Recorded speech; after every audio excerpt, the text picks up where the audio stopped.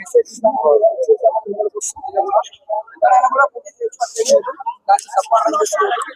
ఇష్టం అనేది ఉంటుంది. ఆయన ఇష్టంతో రావాలనుకుంటే ప్రజలు కావాలనుకుంటున్నారు కాబట్టి ఇక్కడ కూడా చాలా మంది కాబట్టి ఆయన కూడా ఇక్కడ బంధుపడదు కాబట్టి హెల్ప్ చేయాలని ఆయన కూడా ఇలా ఇంకా చెప్పాలనిపించింది.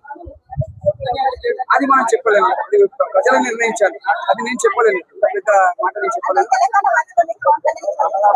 అందరినీ సవయిస్తా, నాకు అందరు ఇష్టం. అదే తెలంగాణ